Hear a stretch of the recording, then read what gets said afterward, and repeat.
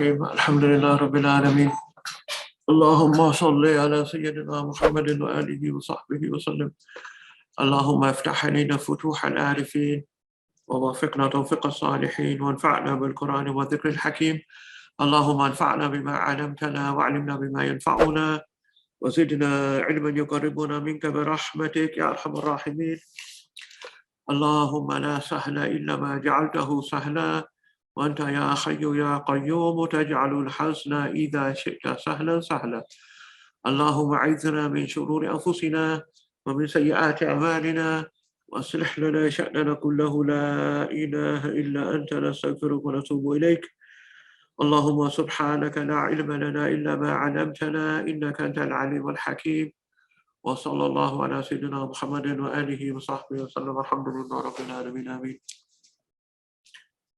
Assalamu alaikum.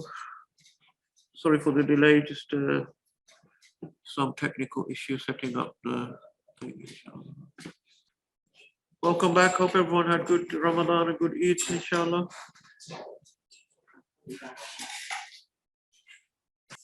So inshallah, today we're going to zoom out a little bit. We've done the 19th century last time, so there's only 3 classes after today. And we'll be doing the 20th century over 2 classes.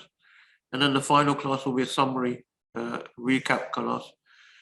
So today we're zooming back out and we're going to look at the economic history of the Islamic and Western civilizations as a broader view. So we've done 19th century. We're going to go to the 20th century next week, but today we're going to be going back out again and having a broad look at the entire, from an economic perspective specifically. Yeah. Islamic and Western economic systems as they've been described, you could look at them as 2 different economic systems.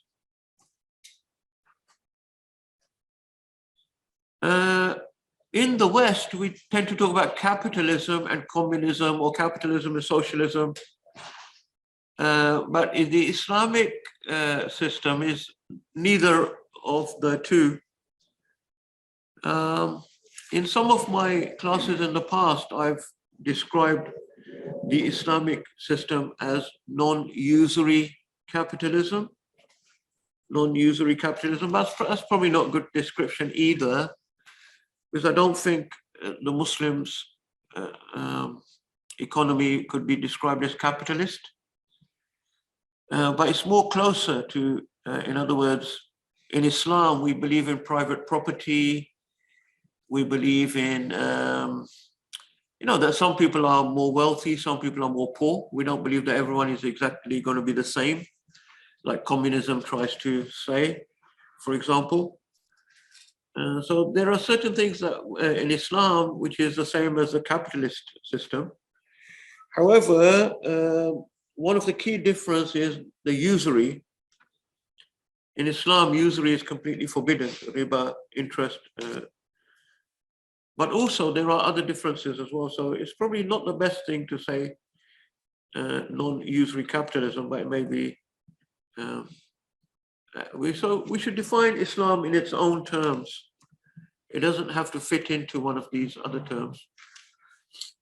The Western, predominantly the Western system is known as capitalism. Capitalism is often associated with liberalism. So when we talk about liberalism, you could look at it as 2 different aspects of liberalism: political liberalism and economic liberalism. So political liberalism is not normally what they do when we talk about democracy, is the sort of political side of liberalism, is a democratic system of government. And the economic liberalism, economic aspect of liberalism is the capitalist economy, free markets. If you think about it, the common thread is freedom. This idea, vague idea of freedom. So people should be free politically, they should have democracy, in other words, and economically, you should have free markets. Yeah, there shouldn't be any interference with the markets. That's the sort of idea. People should be free to trade and make money, etc., etc. So there's the concept of freedom is quite a central type of concept within liberalism. And then when we talk about liberalism, liberalism is considered to be the dominant ideology of Western civilization now. Previously, communism was a competing ideology, and before that, fascism as well. But both of those are now dead. So liberalism, like someone said, we are all neoliberalists now. We are all neoliberalists now after the death of communism. So that's what we mean by liberalism. There's a political aspect, which is supposedly democratic forms of government, and there's a economic aspect, which is a sort of free market capitalist system.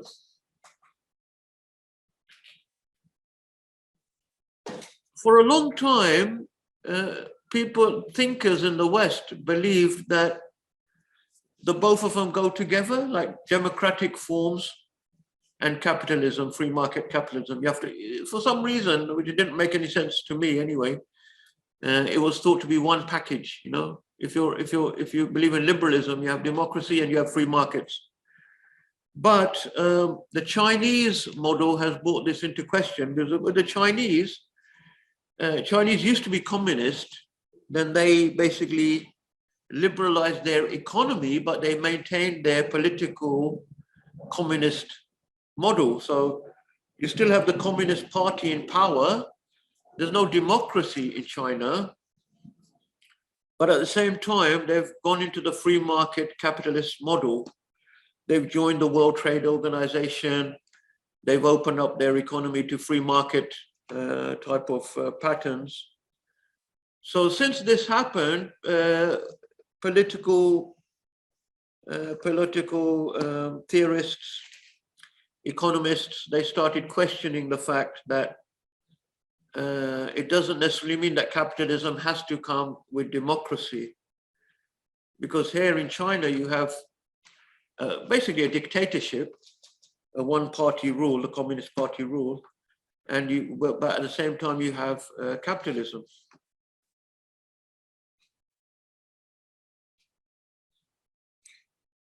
So previously, other Western forms like communism and fascism were competing ideologies with the sort of capitalist ideology. Fascism died with World War II, with Hitler and Mussolini and those guys. It wasn't just Hitler, you know, there was Mussolini, there was Spanish, in Spain there were fascists and so on. It was an ideology, it was a form of government and running the economy that was an alternative model. Sometimes it's described as national socialism. You know, so the Nazis were national socialists, nationalist socialists. So they have their own model of how to run government and economy. Communists have their own model how to run government and economy. And liberals have their own model on how to run the government and the economy. So these are different ideologies. And then communism came to an end with the collapse of the Soviet Union in about 1991. It started with the fall of the Berlin Wall, which some of you will probably remember who are a bit older. The fall of the Berlin Wall was a very symbolic, I think it was 89 when they started knocking down the wall between East and West Germany. That was the sort of beginning of the end of communism, really. Now, if you study economics, which some of you may have studied, if you study economics, whether it's A-level or university, probably the very first lesson you will come across in your textbook of economics is what they call a law of scarcity. This is like law, it's a law What do we mean by law? Law is something that is basically definite. It cannot be changed. It's considered to be like a fundamental, almost like a belief or something that is very, very well established. So this is like literally lesson 1 in economic textbooks. And what is scarcity? What is the law of scarcity? It's a fundamental belief or law that human beings have got unlimited wants and desires, but in the world you have limited resources. In the world, meaning the earth, has got limited resources, but human beings have got unlimited wants and desires.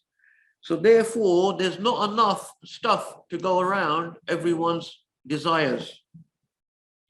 Does that make sense? Society has insufficient productive resources to fulfill all human wants and needs. This is like, this is your law.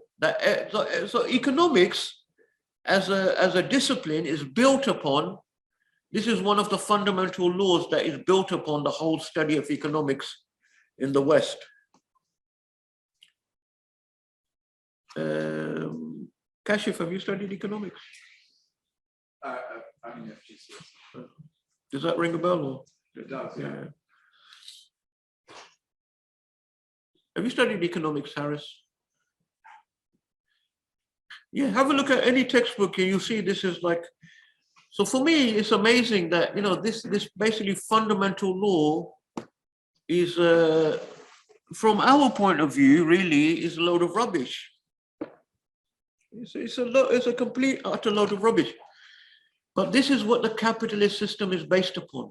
The entire capitalist system is based upon this idea that there's not enough on the earth to go around for what people want, how greedy they are. Now, why do I say this is a load of rubbish? I'm being a bit Imran Hussein about it. I should be more academic and just say this needs to be questioned.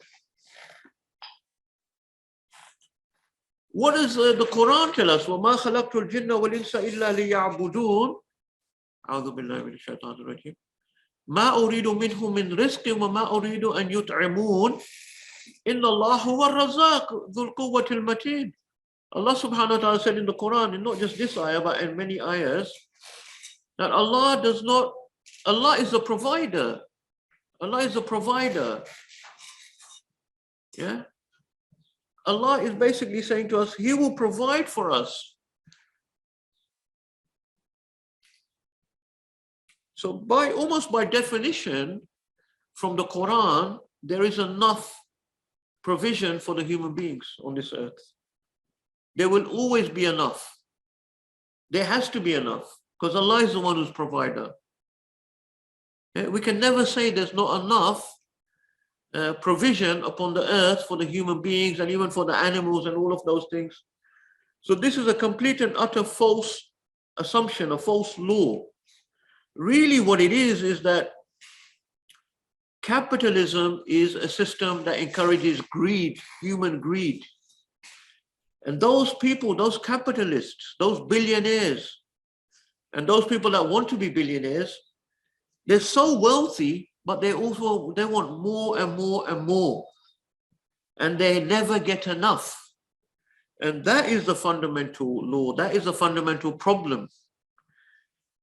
The problem is the rizq is there. The wealth and resources are there. There's enough food to feed the whole world 20 times over. That's just a fact. And Allah subhanahu wa ta'ala has given the human being such technology now, through science and technology, we can easily feed all of the people in the world. Very, very easily. Yeah. Not one single person in the world should be starving today. It's a complete and utter oppression, is dhulam. If there's any single person starving in the world today, it's complete dhulam from those people, because there's no reason that every belly cannot be fed. For example, in the 1980s, it became notorious. In the European Union, they had these massive butter mountains and wine lakes. Literally, they were having these huge warehouses full of butter and other food products. They were storing them. Why? Because if they distributed that food to the poor people, they wouldn't make as much profits. Yeah, the market values would go down.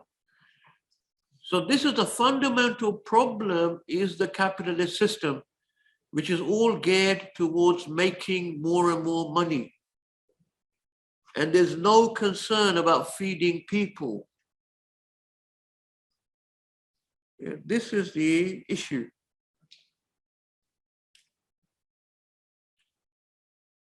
Now, linked to this idea of scarcity of resources is another myth, that the planet is becoming overcrowded. Yeah, you've probably heard this from around, this idea that there's too many human beings now on the planet. There's 7 billion, 10 billion. In another 20 years, there's going to be 15 billion. Yeah, the earth is going to become overcrowded. There's not enough resources to feed. And what we're going to do, we have to panic, right? And then people have all these conspiracy theories that they're bringing the COVID jabs to kill us off. I'm not saying it's not true. I'm just saying, but this is where all the paranoia and hysteria is coming from, yeah? Once again, another lie is being told to us, yeah? I want to ask you a question. Before that, I'm going to quickly hide the slide because the answer was on the slide. If we get all of the people on the planet that are alive today, if you bring them all together in one place, how much space do you think they will take up? You saw the slide, right? Oh, you knew that from before, yeah. Yeah, correct. They would fit within the M25. Yeah? All of the people in this whole world would fit within the M25. The earth is vast, because Allah said that in the Quran. The earth of Allah is vast. Ardullahi wasi'. Like the earth of Allah is vast. Like if you go in an airplane, as soon as you take off from London, what do you see everywhere? Just empty space. It's all empty land everywhere. If you go to other countries as well. So most of the earth is empty. You know what I'm saying? It's really making us paranoid. There's too many people. Sorry? Hounslow is overcrowded for sure.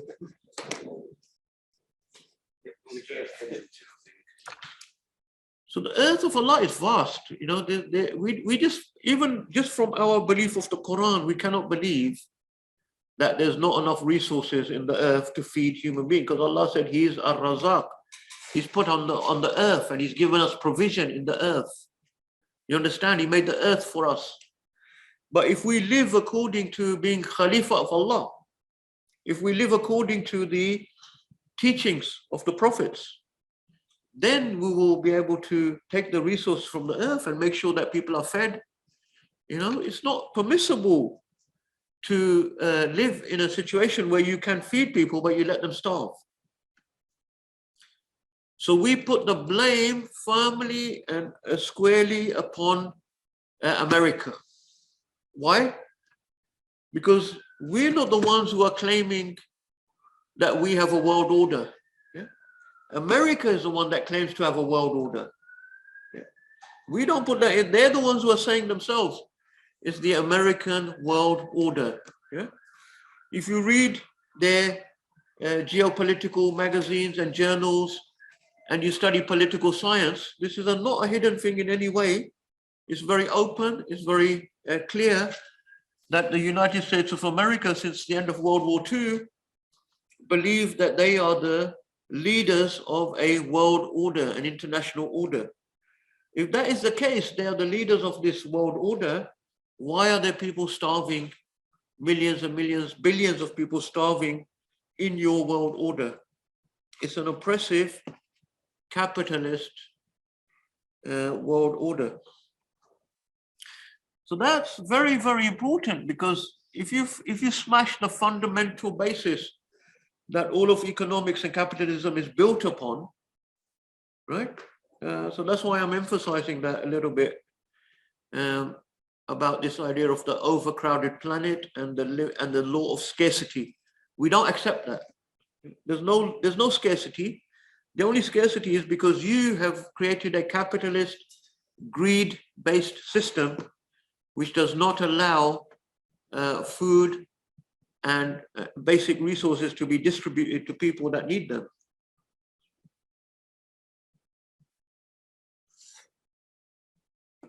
So this is something that is a feature of Western civilization. Materialism, greed, capitalism. In Islamic world, we don't have this type of capitalist system, right? We have trade, we have business, we have people that can become rich, people can be wealthy, nothing wrong with that at all. But you don't have this type of greed capitalism that sacrifices human misery and starvation to fill up people's pockets. No, this is completely wrong. So if we look at the Islamic world before the European age, remember one of the things we mentioned was the pervasiveness of the Sufi orders. So what we see throughout Islamic history, almost everywhere you will find the Sufi teachings, Sufi sheikhs, tariqas, and so on. Now, I'm not talking about the formal tariqa where you take bay'ah and things like that. That comes later on, around about after the Mongolian invasions. But even before that, you have the teaching of what we call Sufism, tasawwuf, widespread in the Muslim world. From time of Imam al-Ghazali and even before Ghazali. But Ghazali is one of the key figures that really make it very, very mainstream as well. Now, so why this is important? Because if you look at even the sultans, all the way down to the normal people, everyone is somehow attached to these Sufi sheikhs and things like that. And look at the Mughal sultans, look at the Ottoman sultans. Yeah, they're all very connected to these type of people. I'm not saying they are all pious people or they're really, many of them are into worldly things, but at the same time, it's a culture. Yeah, it's a culture. The Mughal emperors, even though they were very wealthy, they used to wear jewels and all these things, but they would listen to these Sufi poetry, right? And these type of things. Many of them used to write the poetry themselves about. So the culture, and what was this culture emphasizing? That this world is a temporary world. Yeah, material possessions are nothing in this world. Kullu man alayha fan, everything upon this earth, everyone upon this earth is going to perish. Everything upon this earth is going to disappear. The only thing that will remain is the countenance of Allah subhanahu wa ta'ala. So all of this was the culture that the Islamic society had created.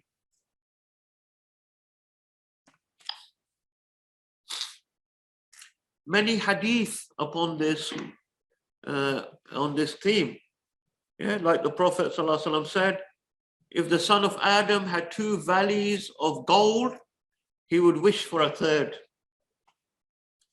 For nothing can fill the belly of the son of Adam except the dust, meaning of his grave.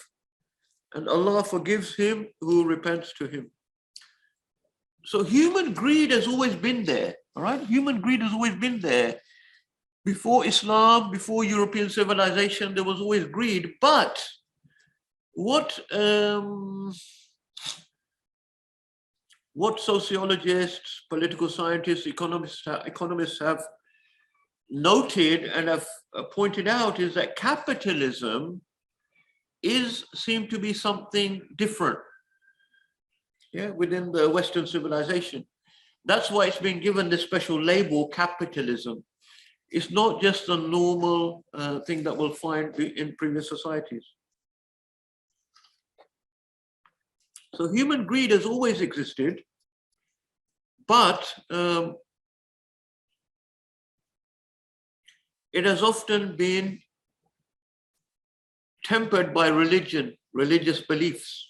Okay? Not just Islam, but if you look at most religions, Christianity, all of the major world religions, they will have these ideas of not being materialistic, yeah, turning away from materialistic things and turning more towards spiritual. So within many societies before modern Western society civilization, religious teachings were very important to contain the human greed. The Prophet ﷺ said, the area of a whip in paradise is better than the whole world. A whip, you know, is just a thin piece or strip. This thin strip of paradise is more than the whole world and whatever is in it. And undertaking a journey in the afternoon for the sake of Allah is better than the whole world and whatever is in it. So you can see how the Prophet ﷺ is teaching us that the whole world is nothing. Even if you have everything in this whole world, is nothing compared to one tiny part of the akhirah, or doing a good deed for the sake of Allah subhanahu wa ta'ala. Because the whole world and everything in this world will perish ultimately. It will turn to dust and it will not benefit us in the akhirah. Be in this world as if you're a stranger or a traveler. So you can see how the religious beliefs and Islamic teachings really turn people away from the greed of making more and more wealth in this world. And this is very important because nowadays you see many Muslims of our younger generation have become very affected and influenced by the Western culture and the greed capitalism. Yeah. Most of our youth nowadays, if you speak to them, young Muslims, what do you want to do in your life, etc. I want to make $1 million. I want to make £1 million by the time I'm 25. I want to do this. I want to do this.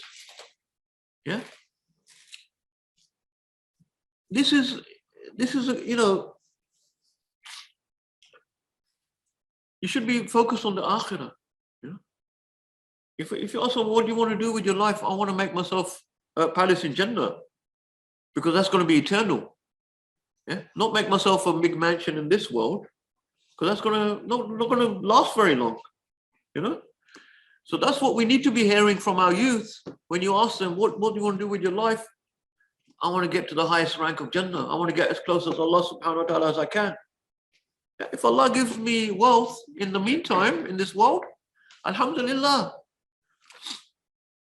The Prophet Muhammad sallallahu alaihi wasallam used to make dua, oh Allah, protect me from extreme poverty.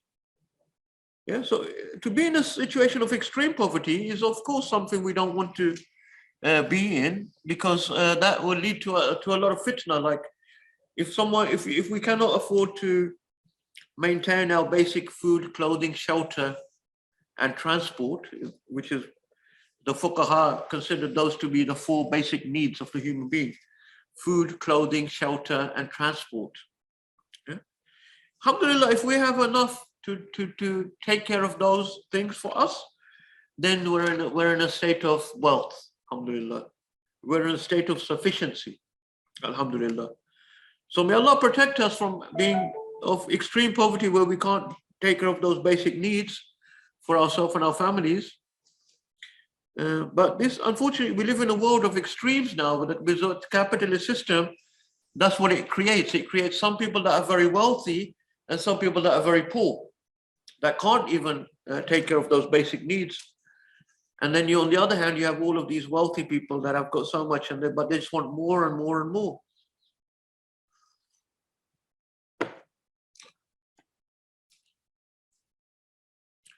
So this culture is very important. So that's why the Sufi was the richest man in the world, because he's satisfied with what he's been given from Allah subhanahu wa ta'ala. If you're satisfied with what you've been given, you're rich. Even if you've got £1 billion, but you're not satisfied, you're not rich. You're still poor, because you're still not happy with what you have. I think did I tell the story before? I don't know if I told it in this class. There's this famous guy, this Google employee. He's written a book now. Anyway, this ex-Google guy, then he was like a stock market dealer, and he became he was making like millions and millions very quickly. And he said, I was making ridiculous amounts of money. Like, I'll just do one deal and I'll have like millions, probably tens of millions, God knows, hundreds, God knows what. He said on one occasion, he got so much money, he remembers he went onto eBay or somewhere and he bought a car for like 30 million or something, or 60 million. And he just clicked the button, and then a few weeks later, the car's delivered, And he said, for about 10 minutes, I was happy with that new car. When that new car was delivered, I was like really happy. After that 10 minutes, he's not happy anymore. And then I think something happened, his son died, or some things happened in his life, led to him on a sort of a spiritual quest, trying to think, what is happiness and how can we get happy? Money can't make you happy. You got all this money, then your son's died. Are you going to be happy? Everything's in the hand of Allah subhanahu wa ta'ala. The some I always remember, you remember Muhammad Sharif? With there was a sheikh we used to study with back in the day called Muhammad Sharif. He was from America, black scholar. Anyway, he always told us the story of this very, very rich Muslim couple. They were both consultants, physicians of some sort. In America, they get paid a lot of money, doctors, unlike here. These guys, he said they were Muslim. They were so wealthy. They had like massive mansion, because they called him to their house to make dua and do something, because they couldn't have children. They were unable to have children. They were not happy. He said, you saw their house, mass. He said, you went in their garden was like a massive park, there was a lake, and they had alligators in the lake and all these things. It was unbelievable. They were not happy because they couldn't have children. And it reminded me of the ayah of Quran. زُيِّنَ لِلنَّاسِ حُبُّ الشَّهَوَاتِ مِنَ النِّسَاءِ وَالْبَنِينَ وَالْقَنَاطِيرِ الْمُقَنطَرَةِ. There's an ayah in the Quran where Allah subhanahu wa ta'ala, he basically is telling us what the human beings love most in this world. Yeah, and it's given in order.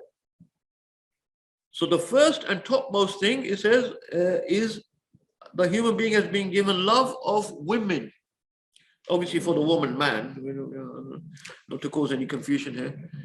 The love, so in other words, the love towards a spouse, or a partner.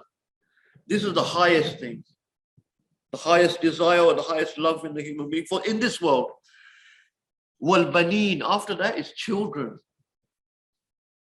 Wal qanatir al muqantara, third comes wealth. So this is quite interesting, that even with all the wealth in the world, if you can't have children or you don't have a partner, you would, yeah. Is there any scope of reconciling Islam and communism such socialism? Tahira, yeah. The question about whether Islam can be reconciled with socialism or communism, inshallah, we'll cover that through today's class. So I'll hopefully that will be covered as we go through the slides. Good question. A very important question, because there were a lot of sort of Islamic communist socialists. Anyway, the point is, the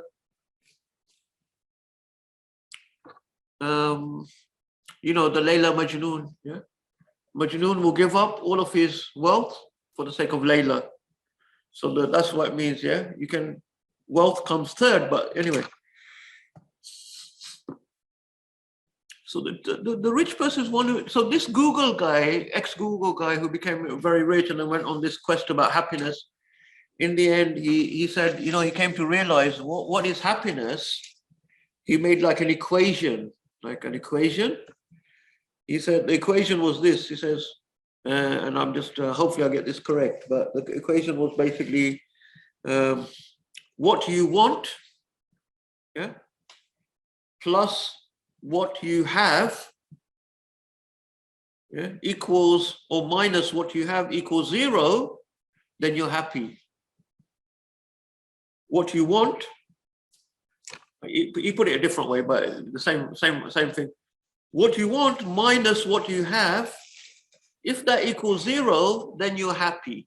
That was his conclusion after his whole quest of what is happiness. He was reading all philosophy and all these things. So that's exactly what the Muslim Sufis were saying all along. If what you want is the same as what you have, then you're a happy person. You don't want anything else. Yeah? As long as you want more than what you have, you will never be happy. That's what he's saying, this Google guy. Yeah, he's written a book now and he's probably making money from going around teaching, teaching this new thing.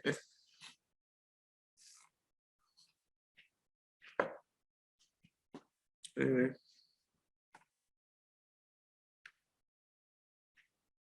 This is what the Sufis were teaching all along. Yeah, not just, I shouldn't say Sufi. This is from our Deen. This is from the Prophet ﷺ. That this is what true happiness is if you have a connection to Allah Subhanahu wa Taala. Happiness and tranquility can't come through any other means, whether that's seeking from money or greed or whatever.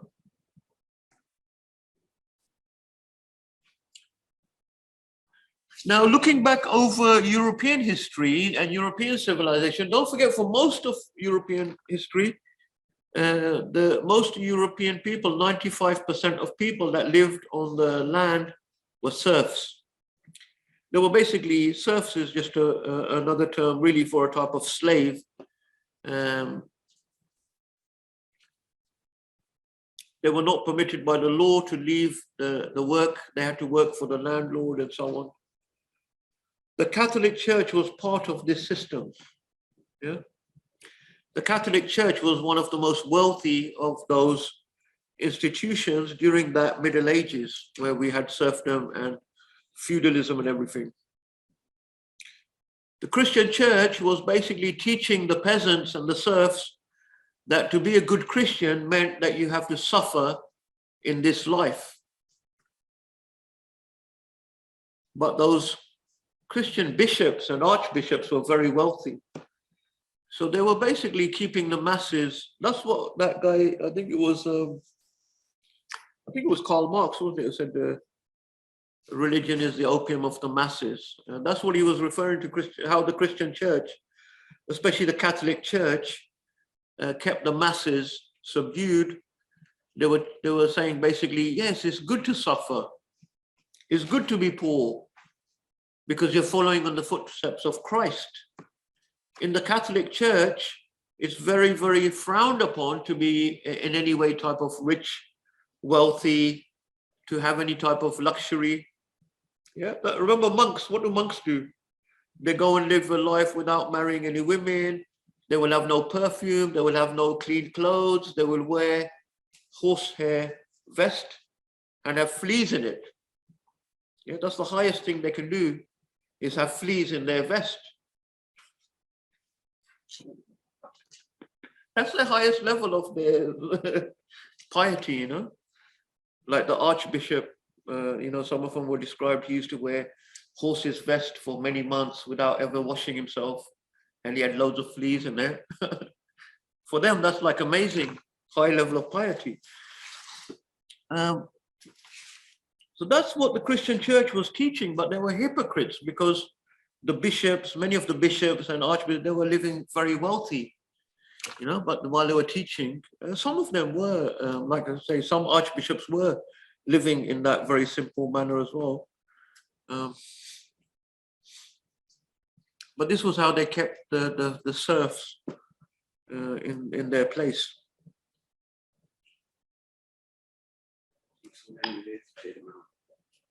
Yeah. Okay, so an important ayah of the Quran when we're talking about economic systems is this one. I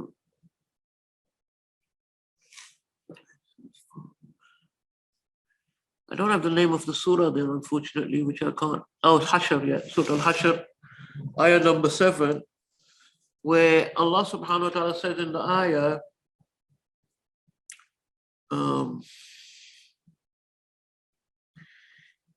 ما أفاء الله على رسوله من أهل القرى فلله وللرسول ولذي القربى واليتامى والمساكين وابن السبيل كي لا يكون دولة بين الأغنياء منكم.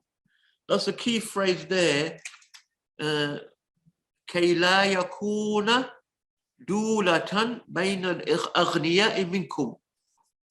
Yeah, it's talking about some of the wealth that is coming from the booty that should be distributed amongst the poor people. But the key, because this is the core, the illah, this is like the wisdom behind it, is Allah subhanahu wa ta'ala says, why should this wealth be distributed? Because it should not become concentrated amongst the wealthy people. The wealth should not become concentrated amongst the wealthy in the society.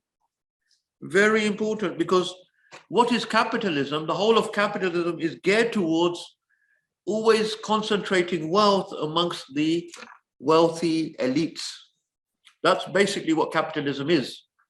So this one phrase in the Quran is completely against the capitalist system. Dula is literally from dawla, which means to revolve. To revolve. You've heard about this revolving door. You know, amongst the elites, you have this revolving door amongst the directors of companies and CEOs. You know, they leave one job and they're all a little elite. And this is what Allah subhanahu wa ta'ala says should not happen. The wealth should not become a revolving around just the rich people in the society. It should always be distributed back to the poor people, masakin, al-yatama, the orphans, and all of these people. So this is one of the key concepts within the Islamic economic model. I'm not that keen on the word system, but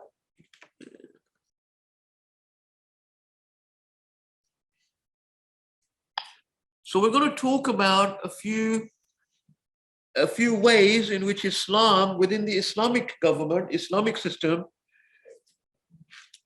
what is built into the Islamic system that prevents wealth from becoming concentrated amongst the wealthy elite. And how does this happen is by several mechanisms. Before we go into that, I'll just mention this guy, Emanuel Wallerstein.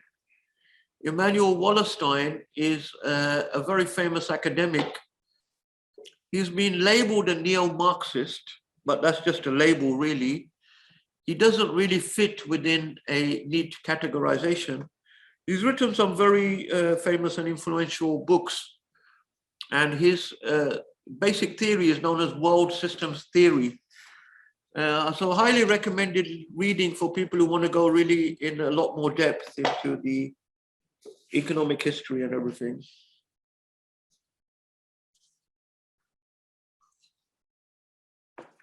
I have read his books, and they are very detailed. I think it's a series of 4, and he's writing the 5th one still, actually. But what Wallerstein does is he looks in detail at the origins and development of capitalism in Europe. So he starts from around about the 14th century, and he goes century by century almost until today. And one of the good points about Wallerstein is he is what they call interdisciplinary. He doesn't just say, for example, I'm a historian, or I'm an economist, or I'm a sociologist, or I'm a political scientist. This is one of the drawbacks of the current way Western academia is structured, because what it is now, you have these different disciplines. Like, for example, I did a master's degree in anthropology. And what I realized about halfway through the degree is the way the system is structured is like, when you write something in your field, there are certain parameters you're sort of expected to stick within. Like if you're an anthropologist, write about certain things that anthropologists should be talking about. Don't start talking about things that sociologists talk about. Don't start going into things that historians talk about. Don't start going into political science. These are different disciplines. You're an expert in anthropology, stick to anthropology. And if you start writing about areas that are considered to be within other disciplines, you're very quickly shot down within the academic system. Because, oh, you're talking about political science, but you're an anthropologist. What's your qualification? You have a PhD in that, right? It's interesting, but that is how the system works. So people are very scared to stray outside of their own very narrow area of expertise, because they're very scared they'll get shot down, they're criticized and so on. So this is very problematic, because in the past you used to have these scholars called polymaths. Yeah, you don't have them anymore. A polymath was a scholar that was able to embrace many disciplines, master many disciplines.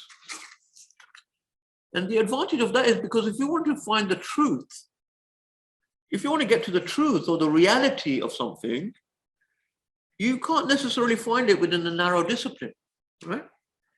There's aspects of different disciplines that you have to draw upon to find the reality of something, because reality doesn't fit into a narrow category. So one of the good things about Wallerstein is he's described as someone who's interdisciplinary. He hasn't he's not scared to, draw upon these different fields of knowledge. And so the other thing that he did, which many people had not really done before, is he looked at the capitalist system as a world system.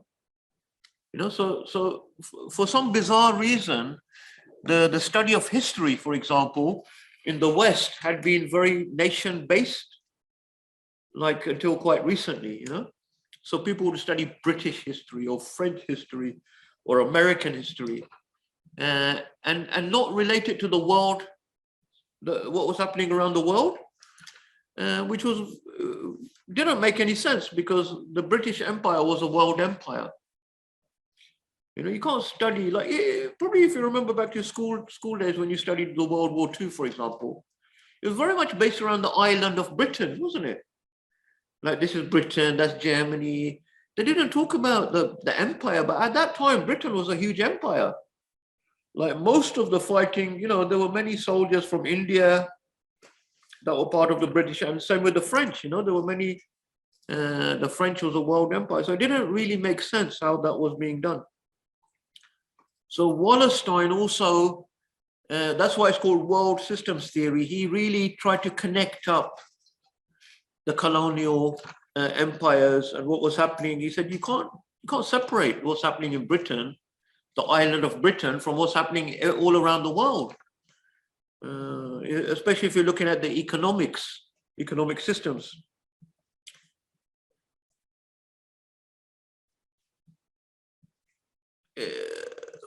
So the history course that we have been studying very much has obviously been looking at these interconnected systems.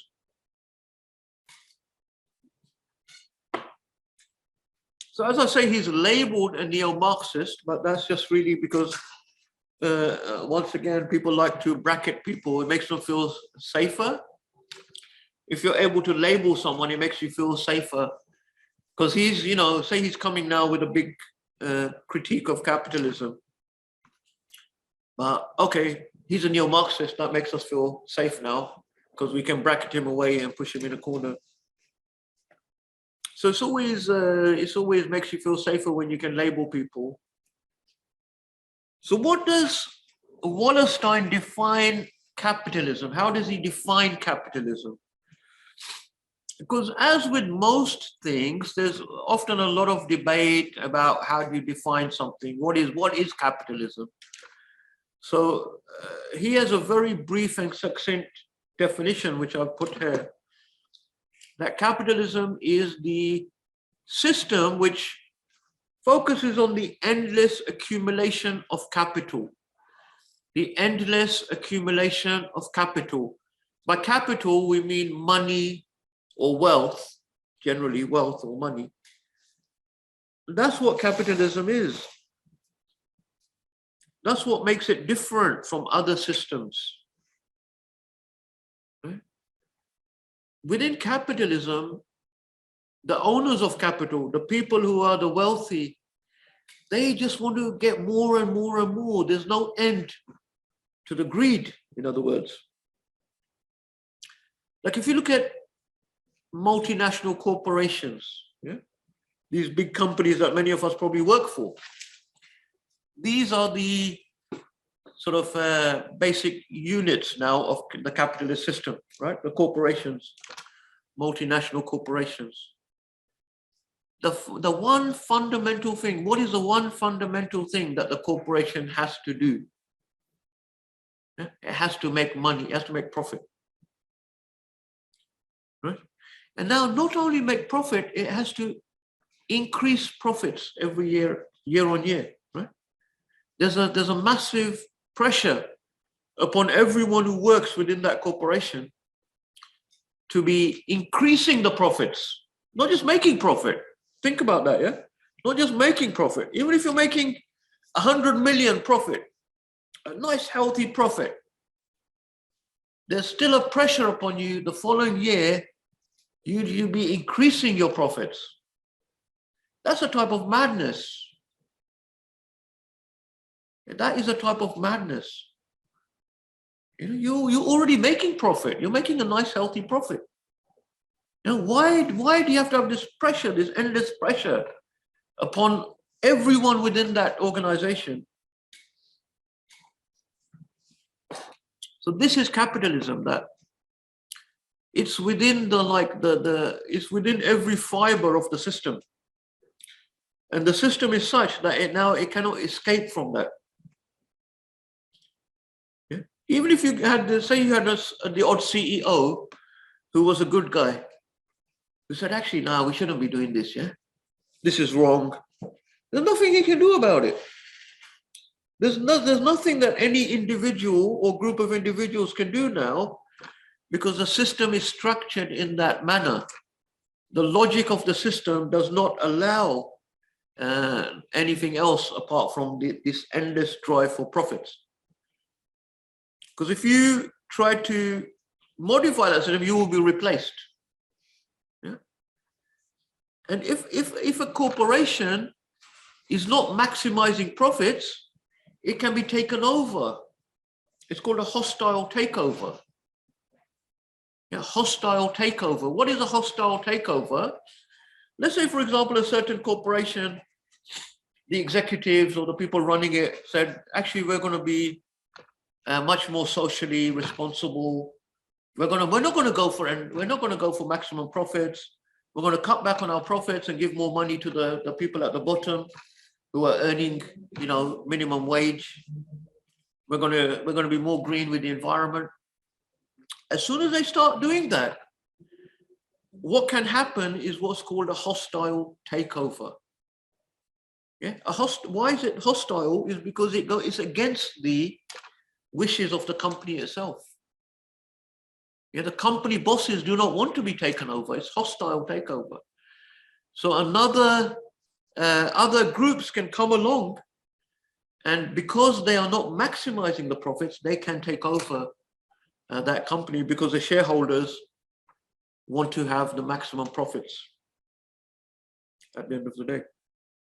So the logic of the system now, because this is something that has been developed over centuries, it is a system that is all geared towards endless accumulation of profits and wealth for the rich in the society.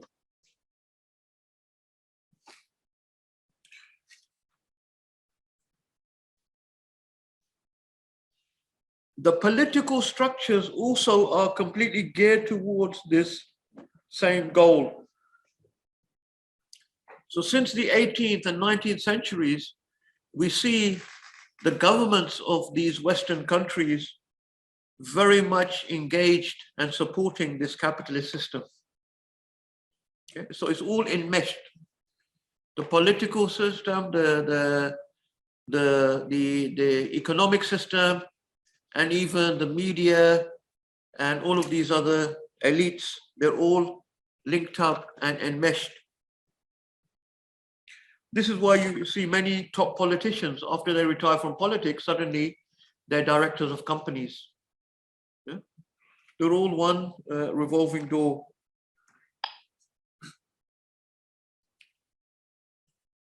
It's a Maghrib. 5 minutes, will let us know, yeah?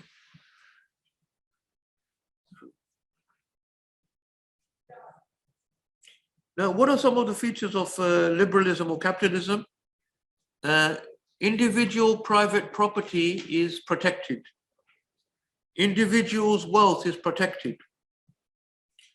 And there's a talk about free markets. As we said, this is actually the same as is in Islam.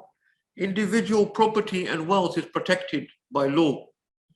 The government cannot touch your money or your property in Islamic law, same as in the Western capitalist system. This is why I said, in some ways, I'd say the Islamic system is more closer to the capitalist system than the communist.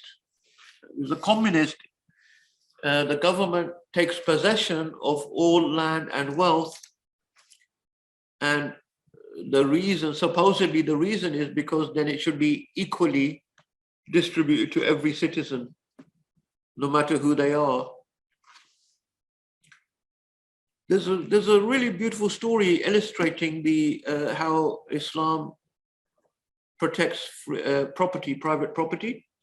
Sayyidina Umar, when he was Khalifa, he wanted to expand part of the masjid of the Prophet ﷺ, and he wanted, but the land that he wanted to build was owned by Abbas, the uncle of the Prophet ﷺ. He had a bit of land. So Sayyidina Umar said to him, look, we want to expand the masjid, and we'll buy your land off you. Abbas, he said, no, I'm not selling. I'm not selling. This is the government, Islamic government, and they want to expand the masjid. I mean, that's like a public thing, you know. But he refused. Said, no, Umar couldn't do anything. He backed off. He said, well, I can't do anything. He said, oh, we're the government, we can take it. No. Then Abbas came, he said, I give it for the sake of Allah. I just wanted to make it clear that it's not being taken from me, you know. And he gave it for the sake of Allah subhanahu wa ta'ala. But it just shows how Islamic law is very, very strong in protecting private property of individuals. No government, no one has any right over your possession and your wealth. So communism is a type of socialism, but it's an extreme type of ideology where the government basically owns, you know, it can own all of the land and everything. And the government then is supposedly meant to make sure that every citizen has the same accommodation, the same money, the same income, etc., etc. So everyone is equal, supposedly. Yeah. Socialism, we've talked about before, is something a little bit different. It's more broader than communism. Socialism is a sort of idea that capitalism is wrong in the sense that it is making the rich richer and the poor poorer, and the government should interfere and make sure that wealth is distributed more equally.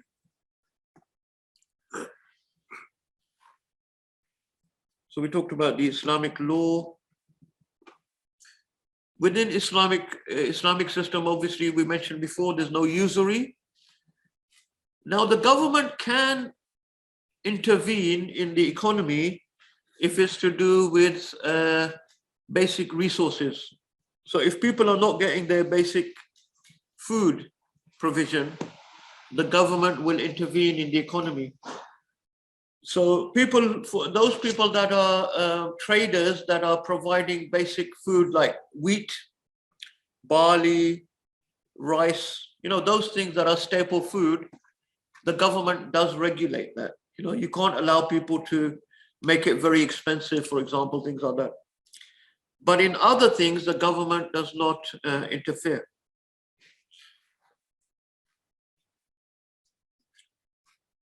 The other thing that Wallerstein talks about, which I thought was quite useful, he talks about the world system. So what he means by world system is you have an economic system that is sort of contained, right? So in the past, you could have an empire, and that empire is a world system in itself. But the definition of a world system is it doesn't require any outside connections.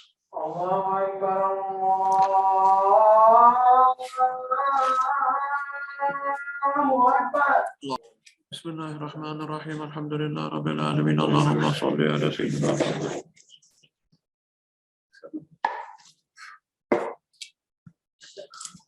Yeah.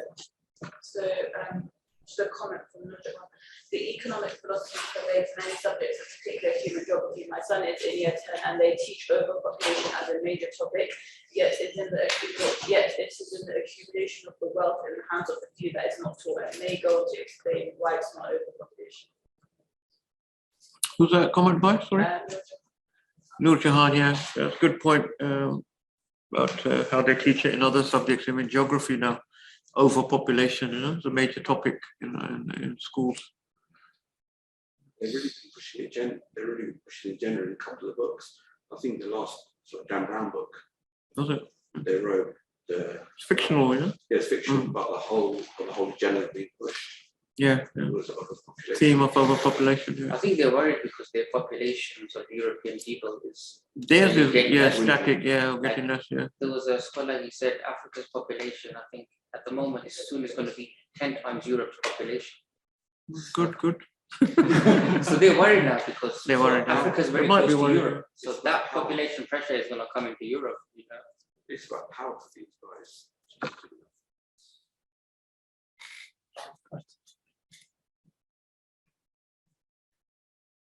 I mean, yeah. I mean, almost our Islamic belief, we can't accept that idea that the earth is not enough for human beings, because Allah's put us on the earth and given us rizq. There's plenty of rizq, plenty of space. It's a fact, This whole idea of making people think there's overcrowded earth, wow, feeling constrained. Oh my God. Crazy. Just travel the earth and see how much there's space in there, Also, the thing I mentioned, isn't it? Their theory, I suspect, is also linked to eugenics as well. Overpopulation of the rest of the world, not their part. Yeah, it's a sinister agenda, really, isn't it? If you think about it, what they're trying to get at, what they're trying to say, you know what I mean? The German professor on YouTube that debunks the whole overpopulation. Oh, that's good. Yeah. He does it in a very scientific and robust way. He said actually, it's what's happening is natural. It's completely fine. There's no such thing. It's an hour long, but very. If you could send me the link, actually, we can put it in the materials for this course. I think it's quite useful. Jazakallah khair. Okay, so what we were saying was what Wallerstein was saying was a world system is a system which is sort of self-contained in a way. So let's say, for example, the Ottoman Empire. Within the Ottoman Empire was such a huge empire, and there were areas like Egypt, which was creating a lot of grain, other areas producing other things. But in some ways, that empire was a world system of its own. In other words, it didn't need outside trade. There was trade with outside, but it wasn't necessary. And often that trade may be, for example, in luxury goods or high value items, not essentials. So that's what he meant by a world system. When you had the colonial empires, you have these different type of world systems developing, like you have these colonies around the world, but they're part of that one world system. That's what he was talking about. The point of that is, I think the important point from there is, where you have an empire like the Ottoman Empire, the government is able to control what is happening within the world system. In other words, let's say, for example, you do have problems. Poor people are not getting the wheat to make their bread. The prices are bumped up very high. What the government can do, it can intervene because it has a control over the whole system. But what happens in the international system now, for example, today, where you have all these small nation states and you have these massive corporations, one particular government does not have control over the system anymore. Yeah. So let's say, for example, I don't know, Indonesia, Pakistan, any small nation, and they have a problem of food supply for their people. There's only so much they can do. They can't, because the international system is not in their control. That's very significant, very important. Other examples historically, you could have a Chinese empire, very self-contained, within the Chinese empire, the ancient Chinese empire. They did have trade going out to other empires and far, but that was very small. Generally, it was self-sufficient. They grow their own food. They have their own clothing manufacturing. All the trade within the empire is a world system. So the central Chinese government can control that, Today, we have an international world system. Any one particular nation state cannot control the system. That's a big problem. What happens in this type of system is that business interests become dominant and the political power becomes very limited over big business. So let's say, for example, you have a corporation, let's say Nike or whatever, they're building their sweatshops. They've got their sweatshops in Bangladesh. If the Bangladeshi government tries to intervene and they say to Nike, look, you're not paying the workers enough, or you're putting them under very long hours and they haven't got any rights and things, Nike will just say to Bangladesh, well, all right then, goodbye. If you don't want us here, we're going. And they will move somewhere else. So the Bangladeshis don't want them to do that because having something is better than having nothing. So this is how multinational corporations are able to, it's what do they call it when it's like basically pushing everything to the bottom, rather than raising everything up, you're pushing everything to the, not suppressing, can't remember the term anyway. It's going to the lowest, you can take everything to the lowest denominator, the cheapest labor, if you know what I mean. And that's how they're able to do that. Even if a country like Britain or even quite a powerful country says to Google, for example, look, you're not paying any taxes. We want you to pay more tax here. They say, well, goodbye then. We'll take our business. We'll put our headquarters in Iceland or Ireland or somewhere else where we don't have to pay much tax. So this is the issue now. No one government can control the world system. And the American government is the most powerful. The US government is the most powerful. And it's really, as I've tried to sort of hint or show in this course, the United States of America is the only remaining empire. Okay?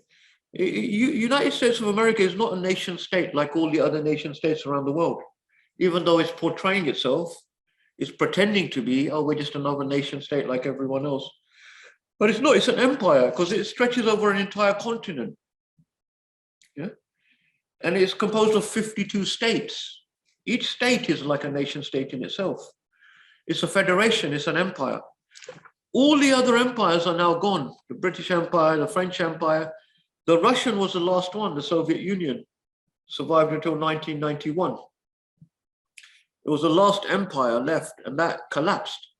And it split up into so many different countries, you know, Kazakhstan, all the different countries came out of the Soviet Empire. So the United States of America is the last remaining empire, but it doesn't like to call itself an empire. Yeah, for historical reasons as well, because the whole birth of the United States of America was fighting against empire, which was the British Empire. So the United States of America in some ways consider itself anti-imperial, even though it's an empire in itself. So there's a contradiction, a hypocrisy right at the bottom of the thing itself. So the US does have some power over the world system, I would say. Like if the United States of America want to do something to Google, they can. It's not that easy for Google to just say, okay, we're moving out of, it's theoretically possible, but it's not that easy, you know, for many US-based corporations to just say, well, because the US is also the biggest market in the world as well. So those companies need the market as well. So this is why you find that anti-capitalist thinkers, people who are against capitalism today, they're calling for a world government. Why? Because they're saying that's the only way we can control the system. That's the only way we can control these multinational corporations. Yeah? If we have a world government with one world parliament, one world leader, this will allow the central government to control the transnational corporations. Otherwise, there's no way that any one government can do that.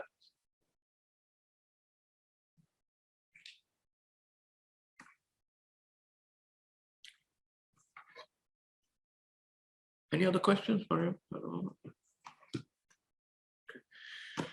No, this is basically just showing that for hundreds of years, during the Islamic age, remember we were in agrarian economy, agrarian-based economy before industrialization, before capitalism.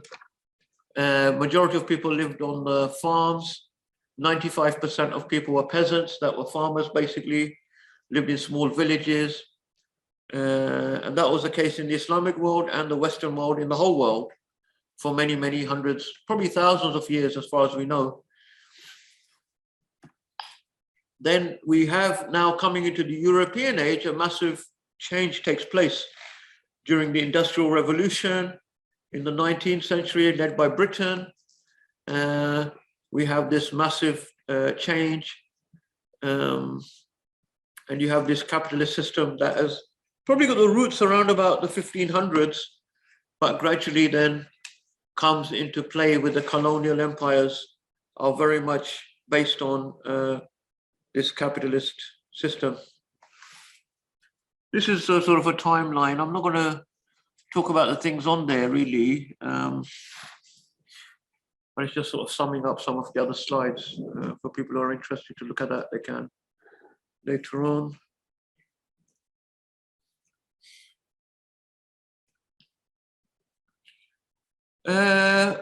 So as we said, you know, before the modern age, before the European age, Muslim world was virtually untouched by European powers. There was some trade in luxury items. Now, according to the West, a Western point of view, is that before modernity, before the Industrial Revolution, before all of these scientific advancements, life was very miserable back in the Middle Ages and in the ancient times. So according to them, the Western world has brought about modernity, progress. All of these things have been a massive improvement in human life. But once again, I want you to question this. Like, remember we talked about what is happiness? Yeah. Is happiness what Western world has brought about in the world today? Or do you think people were happy back in those days under the Islamic Muslim world and so on? In Islamic law, there is trade and commerce, and in fact, Islam encourages trade and commerce. We know that the Prophet was a trader, and he encouraged trade. He said, in one hadith, it says, I think it's 8/10 of rizq is from trade. So business and trade is something that is very much encouraged in Islam. However, Islam does not say everyone is equal. This is coming back to Sister Tahira's question now about communism and socialism. So even though socialism is much wider than just communism, there's many different socialist type of ideas, but generally within socialism, there's a sort of idea that everyone is equal, or everyone should be equal in a way of even with wealth. Islam recognizes that there are different people of wealth. Some are more wealthy than others within the society. It doesn't say that everyone should have the same amount of money, for example. The Quran mentions that Allah has made some people to work for others in this world. Allah has made some people poor, some people rich, some people work, some people are their employers. But this is all part of the test of this world, because this world is not the ultimate life, So according to those people, communists, socialists, this is unfair. This is unfair. Why should some people just be poor and some people just be rich because they're born into a rich family? It's unfair. But we don't believe it's unfair because we don't believe this world is the eternal life. You see the point? Whatever happens in this world, some people have it easier, some people have it more difficult, some people have different type of test. In fact, the Prophet ﷺ said the majority of the people in hellfire will be rich people, and the majority of people in the Jannah will be poor people. So we might be thinking we're poor, we're having a difficult, it's not fair. But when you end up in Jannah, you're going to think, actually, it's very fair. I was very happy now that Allah made me poor. That's the reality of it. Just because we don't see that now doesn't mean it's not reality. Yeah. The Prophet ﷺ said, Al-Jannatu haqq, An-naru haqq. Jannah is true. The fire is true. It's going to happen. It's going to happen. So there's no unfairness here. Yeah, there's no unfairness.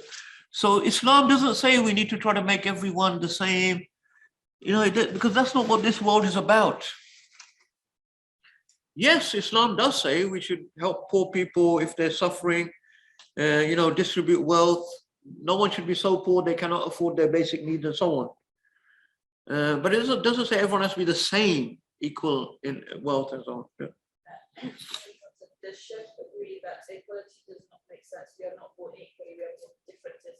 Piety is democratic because it's within the heart and applies to everyone regardless of class, color, etc. Yeah, I think I don't know if everyone heard that. Have you got your mic on? I don't know if they can hear, but it's on the chat. Okay, yeah. Yes. I mean, equality is a difficult word. That's why I'm pausing on that. When you say everyone is not born equal, we believe people are equal, of course, in the terms of being. We don't believe in like some sort of hierarchy of lords, peasants. We don't have any of that in Islam.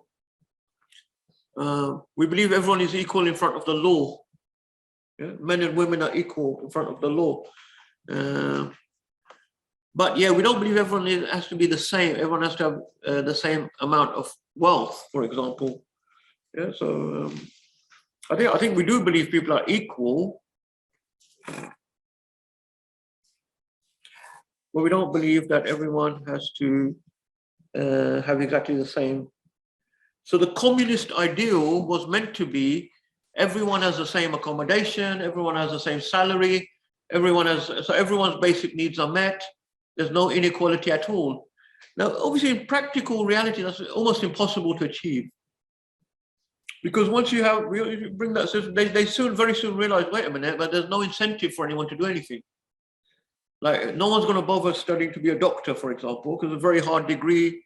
You have to work really hard to become a doctor or something, or this, because they're going to get the same salary as a cleaner, right? So no one's going to bother to do anything. So there's a lot of problems with that communist idea as well.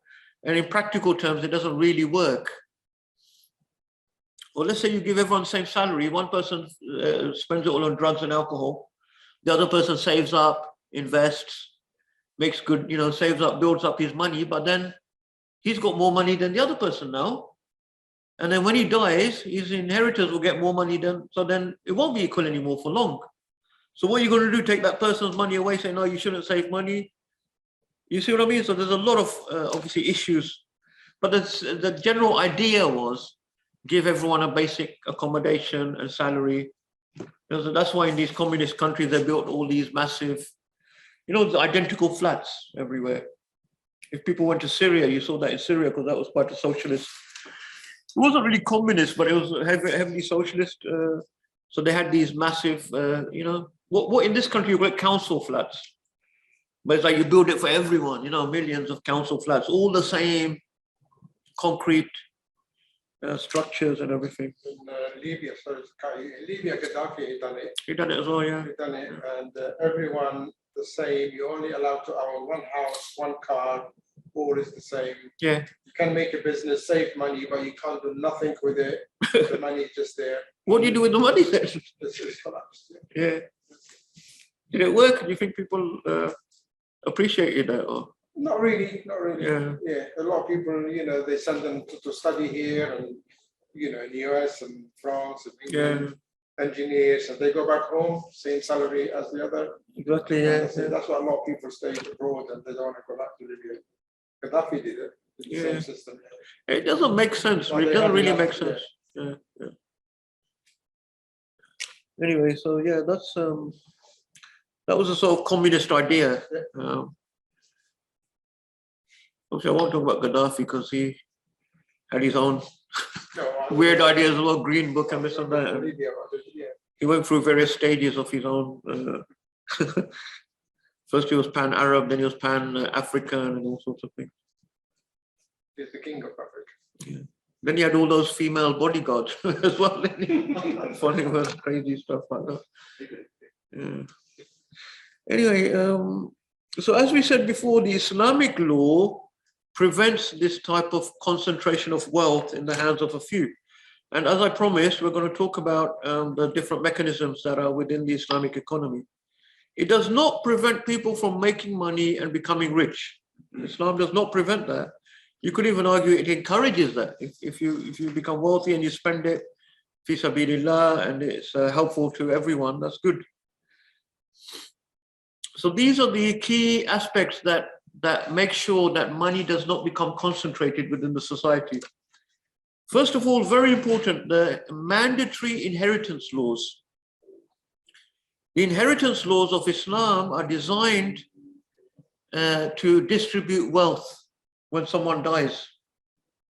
Remember what we said about the Western system? They had this funny, very bizarre system where everything goes to the oldest son. Even if you have got other sons, daughters, they get nothing. Everything goes to the eldest son. This was something that came in the Middle Ages. It was linked to feudalism because there was so much intense fighting between the European lords and feudal barons. They were always constantly fighting for land, that if they got some land, they didn't want it to be divided up when they die.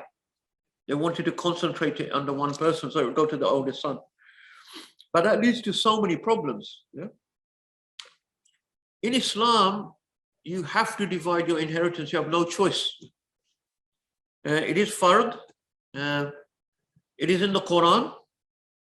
It's one of the few legal issues that is dealt with in detail in the Quran. Normally, the Quran will give you a ruling generally, And then from the Sunnah, we get the details. Like the Quran says, Aqimus Salah, but the Quran doesn't tell you how many rakats you should pray. Quran doesn't even tell you how many prayers there are in the day and night, the 5 daily prayers. Doesn't tell you what to recite in the prayer, so we get all of that from the Sunnah. And that generally the Quran will give you the general guideline, but for the inheritance law, the Quran goes into detail. Yeah, in several ayahs in the Quran, in Surah An-Nisa, Yusikumullahu fi awladikum lidhakari mithlu hadhil unthayayn. The male will have twice as much as the female. If you have one daughter, she will get half. If you have 2 daughters, they get 2/3. If there's no male, in other words, etc., etc. It goes into detail. What's the wisdom behind that? Some of the ulama pointed out, number one, obviously, is because this is one of the areas where you have the most fighting between people within a society. Yeah, inheritance is an area where you have brothers and sisters fighting each other when their parents pass away. I'm sure I don't need to elaborate on that. Yeah, so within all of our personal experience, probably, how families just start fighting over the money, and so this is why the Quran doesn't allow. If we're Muslim, we follow the Quran, we follow Allah's hukam, there's nothing to fight about, because it's in the Quran how it's divided up. You see what I mean? So there shouldn't be any fighting. It should be just straightforward. But unfortunately, Just for your information, what I discovered recently, Yeah. the Berbers in Algeria, they have tradition, if the father passes away, everything goes to the older son. Is it? And ladies, they have no right to inherit Muslim. anything. And they are Muslims and they are practicing. And I confirmed that the brother is not here. I confirmed it with him as a Berber, pure Berber. Oh, And he said, yes, it's true. it's And he weird. said it's still practical in so many places. So I don't know. Yeah, that's totally wrong, I know. totally wrong. Anyway, I'm going to speed up a little bit because we're running out of time now. Just got a few minutes, so inshallah, the strict prohibition of usury, very important. Zakat tax on excess wealth, very important way of redistributing. So this is, some people are now calling it a wealth tax, which I think is a good label. It describes it very well. It used to be called alms tax and poor tax, but yeah, wealth tax is very, very accurate. It's on wealth, excess wealth. So people who don't have any savings or excess wealth, they don't have to pay zakat. I think they used to, there was a few years ago, I heard they used to talk about if King Fahd at the time, who was a king of Saudi Arabia, there was some statistic going around, like if he was to just give up 1/10 of his wealth, his personal wealth, he could finish all third world debt, all the third world debt, just from one person, 1/10 of his personal wealth. So just give an idea of how much there's concentration of wealth in the top levels of this society. Why doesn't he just do that? Huh? So these billionaires, like you hear about Bill Gates and these guys giving a lot of charity, don't be fooled by that. A lot of that charity is all to do with certain agendas, yeah? It's given to certain causes for certain agendas around the world. I'm not saying there's no people that, there must be some genuine, but a lot of these people are doing it for certain agendas. So can you imagine if zakat, 2.5% was taken from all of these billionaires? Yeah, there would be no poverty in the world. There would be no third world debt. You just take that 2.5% of these billionaires and distribute amongst poor people, there would be no poverty in this world. Just one thing, zakat, that's all you need to do. And if they're not Muslim, just put the jizya. Yeah, same thing, same difference. Jizya is basically the zakat tax for non-Muslims. Yeah. And number 4, we have, within Islam, you have an extended family social security system. What this means is basically, rather than the state looking after an individual, the family should look after the individual. If you have a poor person who can't afford to have their daily bread, it's not the government shouldn't come in straight away, give them money. The extended family have got an obligation. They've got an obligation. The ones that have got money, they should look after their poor relative. Now, the advantage of this, if you think about it, is it prevents these type of, what do you call those people who sponge off the system or something? Yeah. Because when your family is involved, you're not going to just, if they will encourage you to get a job or they will help you to find some sort of employment and things like that. Whereas if you're just relying on the government, then you've got no incentive as well, and no one's going to bother to try to help you get back into work. Now, the government does give money. The Islamic government does give social security, but it only comes if that system is not working. If the person hasn't got family, if they still, or say the whole family is poor, no one can support that person, then the government does have a duty to look after those poor people within the society. But the extended family is very important, like it's wajib upon a person to take care of their family members, the male, for the man to look after their family members. And this is one of the wisdom why the male is given twice the amount of the female in the inheritance. Because it's wajib upon the male, Muslim male, to look after his family members, not just himself. Not just his own children and wife, but his parents, even if he has other relatives that are very poor, it's wajib to start looking after these people. Whereas upon the Muslim woman, there's no obligation to look after anyone apart from herself with her own wealth.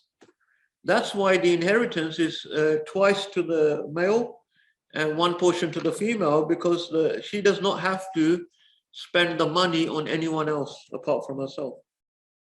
There's no wajib upon her at all. And number 5, we have the awqaf. I think we've talked about that in the past, so I'm not going to talk about it today because we run out of time. And I already mentioned protection of private property. So these are all parts of the Islamic economic legal system that make sure that wealth is not concentrated within the society. So I'm going to skip some of these slides now, inshallah, because we ran out of time.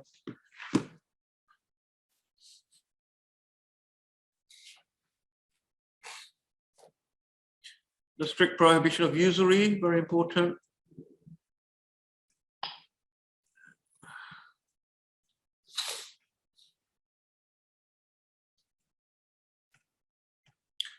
This was Calvin, who was the first Protestant leader to allow usury in Europe, because before that, before the 1550s, it was banned by the Christian church. So he is the first one who opened up the door of usury. Initially, he said it's only for commercial loans, not for personal loans. But obviously later on, it's now been opened up to everything. So capitalism is very closely linked to usury, which is completely forbidden. We talked about the zakat tax, extended family social security system. Religious endowments, I think, are very important, but we don't have time to go into. But what it means is that people can give, open hospitals, masjids, madrasas, and things like that, and then it remains until the day of judgment. So within generation to generation, the awqaf continue to grow and grow within the Muslim society. This is the Qarawiyyin in Fez, which is one of the first universities in the world. That was a waqf that was given by a female Muslim, Fatima al-Fihri, and has produced generation of scholars until the present day. We talked about protection of private property. We talked about the European feudal order. I'm going to skip some of this now. It's just like a revision, really, of what we've already discovered, the New World. You remember these, yeah? How the Europeans went to Americas. They started getting a lot of silver flowing in, started forming these colonial empires. The native people died out, wiped out. Massive influx of gold and silver coming in, plantations. So then they had to start bringing the black slaves because all of the natives were dying off. So that then you had the Atlantic slave trade, remember? Millions of African slaves taken to the Americas, forced to convert to Christianity. These were some of the images of those slave ships. I'm sure you know about those horrific conditions that they were in. A lot of them died, you know, just on the journey across the ships. They were treated worse than animals, you know, by the white Europeans.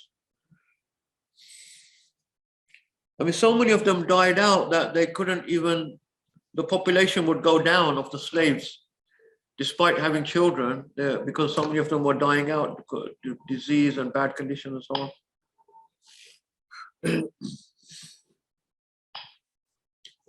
So this was capitalism, you know, based on this type of real exploitation of human labor and everything. I just want to finish off by just saying that, actually what I'll do is I'll leave it there for today because I think we still have a few more slides, and we'll quickly finish the last few slides next time before we start the next class, inshallah. Jazakumullah khairan. Any questions before we forward them? Any questions? Right, inshallah, next week, inshallah, next time, the same time. We'll be in this hall, inshallah. Yeah.